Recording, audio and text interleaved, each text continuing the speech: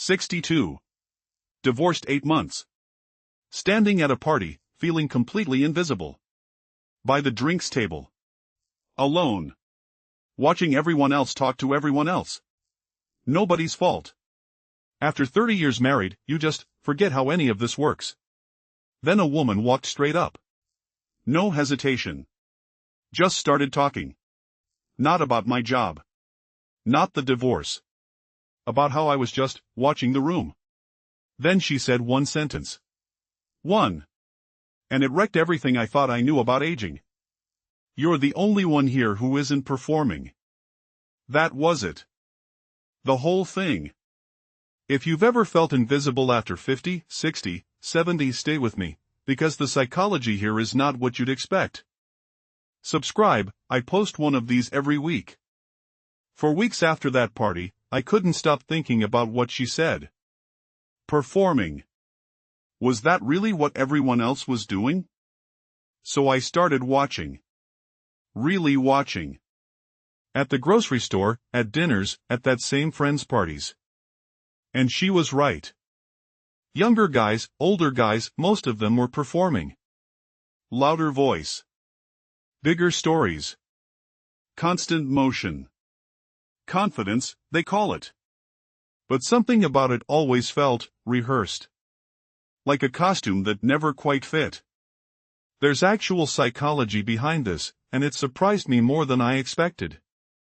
Researchers call it behavioral authenticity, and get this, it reads as more attractive than youth, more attractive than status, more attractive than almost anything else measured. Not loud. Not polished. Just real. Just a person who isn't scrambling to prove something. I used to think attraction was a young man's game. Smooth face, quick wit, energy for days. Turns out that's only half the story, and honestly, maybe the less interesting half. The other half is presence.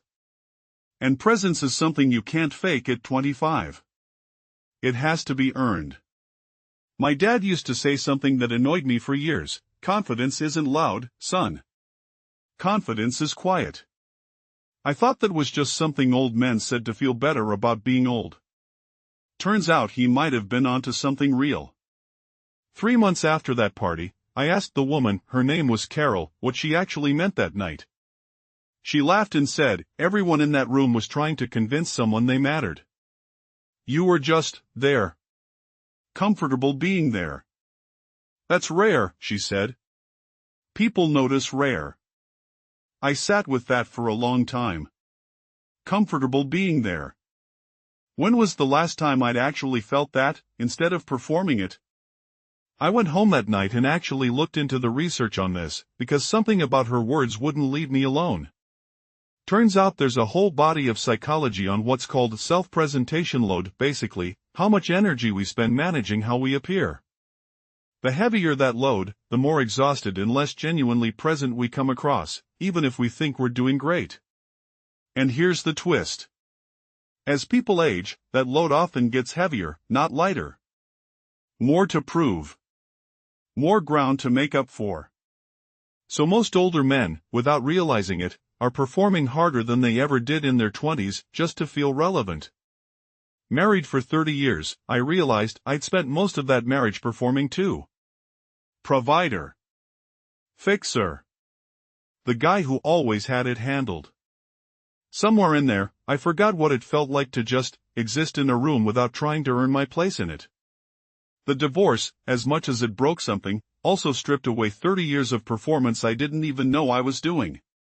And here's the part that actually matters for anyone listening right now, this isn't really about dating after 60 at all. It's about the moment you stop performing your worth and start just occupying it. Psychologists have studied this specifically in older adults. The ones who report the highest confidence aren't the busiest, or the loudest, or even the most physically fit. They're the ones who've stopped narrating their own value out loud. They just hold it. Quietly. It's the same principle behind why a calm room draws more attention than a loud one. Stillness stands out precisely because it's rare. I thought back to where I even learned to perform in the first place. And honestly, It went back further than I expected. My father worked 2 jobs. Never once sat still at a family dinner without listing what he'd accomplished that day. I think he genuinely believed that if he stopped performing his value, we'd stop seeing it. So I learned the same lesson without ever being taught it directly. 62 years old, and I was still performing for an audience that, honestly, had stopped watching a long time ago. I started testing this, almost like an experiment on myself. At the next gathering, I didn't perform a single story. I just stood there. Listened. Asked real questions instead of waiting for my turn to talk. 3 separate people told me, unprompted, that I was easy to talk to. Nobody had ever said that to me before. Not once in 62 years. Carol and I started seeing each other a few weeks after that party. Slowly. No performance, from either of us. One night she told me something I still think about: you listen like you actually want to know the answer. Most people don't. That hit harder than almost anything else anyone has said to me in years. We reward performance everywhere: job interviews, first dates, even friendships. Louder wins, we assume. Faster wins. But the data on attraction, connection, even long-term relationship satisfaction keeps pointing somewhere else entirely. Calm presence. Genuine curiosity. The willingness to just be quiet and actually listen. None of that requires being 25. None of it requires perfect anything. It just requires dropping the performance. I look back now at that guy standing alone at the drinks table, feeling invisible, and I want to tell him something. You weren't invisible. You were just the only honest person in the room, and honest doesn't always get noticed right away. But when it does get noticed, it tends to stick. Longer than the performance ever could. Carol and I have been together over a year now. She still says the same thing sometimes: you're still not performing. Good. I used to think growing older meant becoming less noticeable. Less relevant. Less wanted. Turns out the thing that actually draws people in was never about age at all.